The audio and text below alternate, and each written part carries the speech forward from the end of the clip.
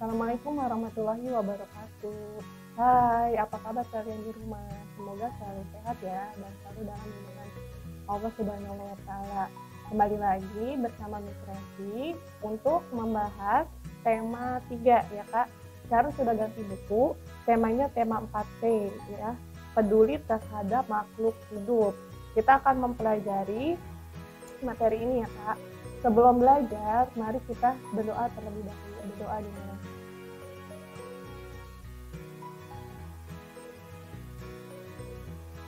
Oke, sudah. Materi tematik 4C, peduli terhadap makhluk hidup. Subtema 1, hewan dan tumbuhan di lingkungan rumahku. Oke, mari kita menyimak penjelasan dari sesi. Oke, materi. Pada pembelajaran pertama itu, kita akan belajar tentang membuat pertanyaan berdasarkan bacaan. Itu pembelajaran bahasa Indonesia. Lalu pertumbuhan tanaman padi dan upaya pelestariannya pada pembelajaran IPA, keadaan geografis Indonesia dan ciri-ciri bentang alam suatu wilayah pada pembelajaran IPS. Lalu di pembelajaran kedua kita akan belajar hak dan kewajiban terhadap sumber daya alam pada pembelajaran PPKN, terus karya seni kolase pada pembelajaran SBDP. Dan pada pembelajaran ketiga, kita akan belajar fungsi bagian tumbuhan dan cara menjaga kelestarian alam pada pembelajaran IPA. Dan lalu, cara menjaga kelestarian lingkungan pada pembelajaran Bahasa Indonesia. Di pembelajaran keempat, kita akan belajar hak dan kewajiban terhadap tanaman. Itu pembelajaran PPKN, terus ciri-ciri pertanyaan yang baik pada pembelajaran Bahasa Indonesia.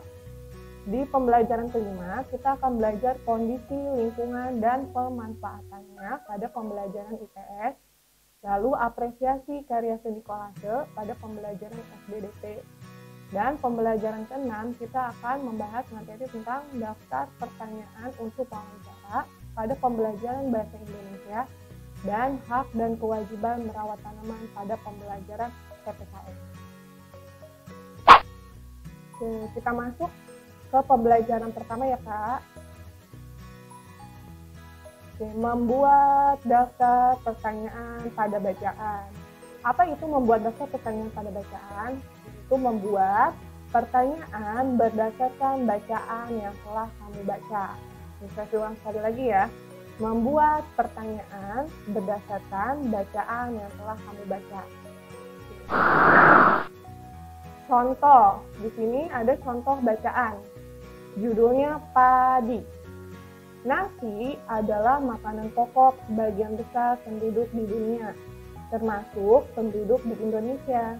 Nasi merupakan olahan beras yang berasal dari tanaman padi. Banyak penduduk Indonesia yang menanam padi. Selain karena nasi sebagai makanan pokok masyarakat Indonesia, keadaan alam dan iklim di Indonesia juga mendukung untuk menanam padi. Tanaman padi dapat ditanam di wilayah beriklim tropis, memiliki tanah yang subur dan air yang cukup. Beberapa wilayah yang memenuhi kriteria tersebut berada di benua Asia. Hampir 90% kebutuhan beras dunia diperoleh dari wilayah tersebut. Kakak bisa dilihat ya Kak, di buku paketnya halaman 3. Di situ ada. Ada bacaannya yang berjudul padi.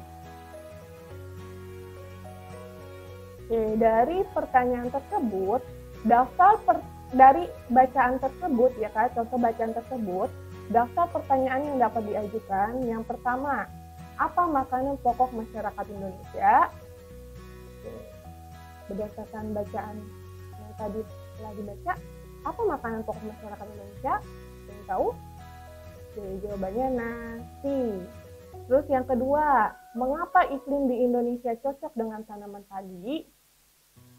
Karena Indonesia beriklim tropis. Yang ketiga, benua yang memiliki iklim tropis, tanah yang subur, dan air yang cukup adalah benua Asia. Oke, kalian bisa mengajukan pertanyaan seperti ini ya Kak. Kalimat pertanyaan atau daftar pertanyaan itu di depannya biasanya ada kata tanya Kak. Kata tanyanya itu apa, siapa, kapan, di mana, mengapa, dan bagaimana. Itu dimulai dengan kata tanya. Biasanya kalau kalian mau membuat daftar pertanyaan. Ya, ini kalau misalnya tidak menggunakan kata tanya depannya, itu bisa nggak nih dibuat pertanyaan? Bisa, seperti nomor 3 nih Kak contohnya. Oke, asalkan pertanyaan tersebut masih berhubungan dengan bacaan. Benua yang memiliki tropis, tanah yang subur dan air yang cukup adalah, boleh seperti ini ya Kak. Cara pertumbuhan tanaman padi dan cara melestarikannya. Oke, pertumbuhan tanaman padi. Oke, ini proses pertumbuhan tanaman padi ya Kak. Pertama, pada tahap pertama adalah benih. Benih padi adalah biji padi yang sudah tua. Terus tahap selanjutnya atau tahap kedua adalah kecambah. Benih padi yang ditanam akan menjadi kecambah dan muncul ke permukaan tanah. Oke, selain itu, batang akan memanjang dan tinggi. Oke, dan pada tahap terakhir atau pada tahap ketiga adalah bunga. Dari bunga tersebut akan tumbuh biji padi. Dan lama-kelamaan padi akan menguning dan siap untuk dipanen. Ini adalah proses pertumbuhan tanaman padi, ya Kak. Oke, sekarang cara melestarikan tanaman padi. Bagaimana sih cara melestarikan tanaman padi itu? Yang pertama, memberinya pupuk, ya, memberikan pupuk. Terus yang kedua, memberi air secara teratur. Oke, terus yang ketiga, tidak menggunakan pestisida pada tanaman padi.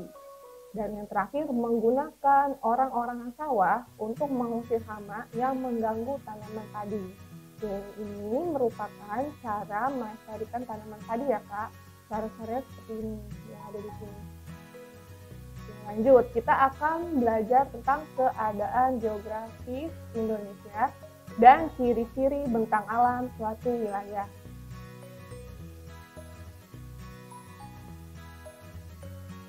Bentang alam Indonesia dibagi menjadi beberapa wilayah, yaitu ada dataran rendah, dataran tinggi, dan pantai. Wilayah dataran rendah biasanya memiliki udara yang relatif panas. Wilayah dataran tinggi dekat dengan pegunungan biasanya memiliki udara yang sejuk. Dan wilayah pantai yang merupakan perbatasan antara darat dan laut memiliki udara yang cukup panas. Dataran rendah. Dataran rendah adalah hamparan luas tanah dengan tingkat ketinggian kurang lebih 200 meter di atas permukaan laut. Istilah dataran rendah diterapkan pada kawasan manapun dengan hamparan luas dan relatif datar.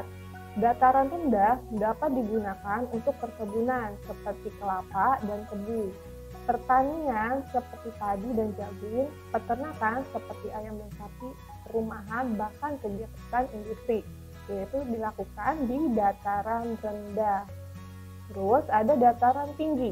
Dataran tinggi disebut juga plateau atau plato, yaitu dataran yang terletak pada ketinggian lebih dari 500 meter di atas permukaan laut. Dataran tinggi terbentuk sebagai hasil erosi dan sedimentasi. Dataran ini biasanya dimanfaatkan untuk perkebunan dan menanam tanaman sayur. Oke, tanaman sayurnya juga yang cocok ya Kak di dataran tinggi. Oke, serta rumah-rumah peristirahatan dan juga objek wisata kayak villa. Oke, villa-villa itu banyak di puncak ya Kak. Itu rumah-rumah peristirahatan. Biasanya ada di dataran tinggi. Selanjutnya pantai.